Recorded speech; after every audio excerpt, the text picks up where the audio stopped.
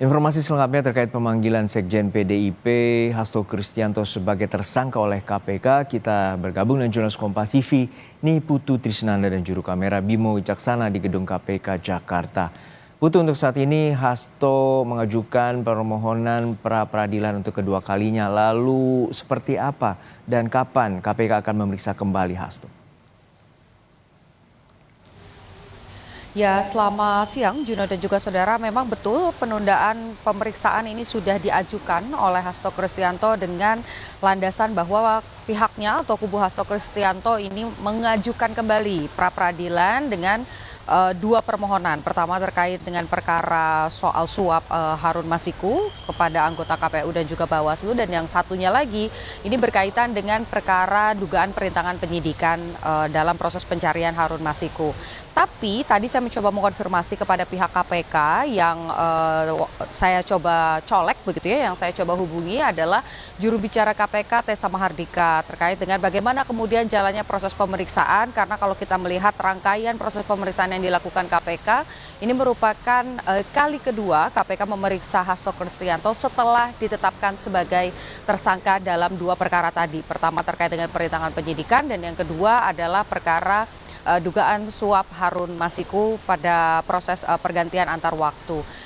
Sampai dengan pukul 10.00 waktu Indonesia bagian Barat, Hasto Kristianto tidak datang ke Gedung Merah Putih KPK. Kemudian juga meskipun suratnya sudah dilayangkan pada pukul 8.30 waktu Indonesia bagian Barat, artinya pada Senin pagi, tapi sampai dengan saat ini memasuki pukul 12.00 waktu Indonesia bagian Barat, pengakuan dari KPK surat tersebut belum diterima penyidik, sehingga juga belum ada tindak lanjut apakah kemudian surat permohonan tersebut diterima oleh penyidik dan akan dilakukan pengaturan jadwal ulang.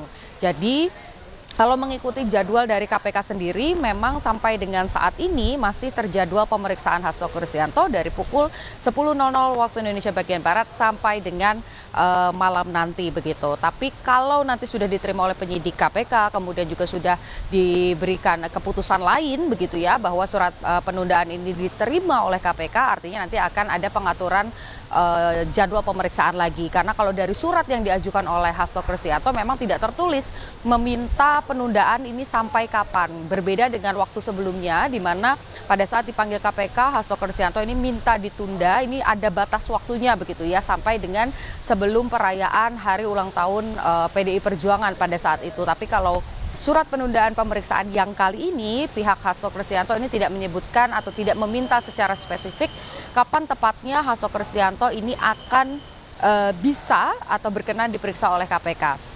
Di satu sisi betul tadi yang Anda sampaikan, Juno, bahwa memang pra-peradilan ini diajukan kembali oleh Hasto Kristianto karena berdasarkan klaim dari pihaknya Hasto, hasil dari pra-peradilan jilid 1 begitu ya, supaya mudah diingatnya dan juga dipahami, ini dianggap belum menyentuh pada pokok perkaranya, yaitu terkait dengan sah atau tidaknya penetapan tersangka dari Hasto Kristianto. Malah justru lebih pada pertimbangan-pertimbangan Hakim Tunggal Jumyanto ini berkutat pada administratif, di mana ada dua perkara yang dibahas atau diajukan dalam pra-peradilan, tapi hanya dalam satu permohonan saja. Sementara soal pokok perkaranya terkait dengan apakah betul ada proses-proses yang tidak sesuai terkait dengan penetapan tersangka, ini yang kemudian tidak disentuh oleh Hakim Tunggal Jumyanto. Itu berdasarkan klaim dari kubunya Hasto Kristianto.